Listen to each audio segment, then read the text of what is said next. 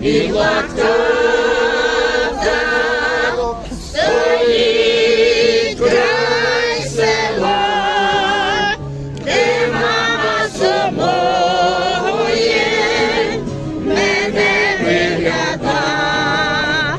а там біла хата, стоїть край села, де мама собою мене вигляда, а мама мене виглядає щодня, без яблучки обламало гілля, і яблуні білі цвітуть під вікном, як мамині скроні, що сиві давно, і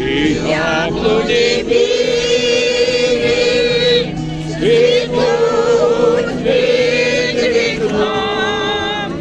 як мамині скроні, що сиві давно. Ой, мамо, матусю,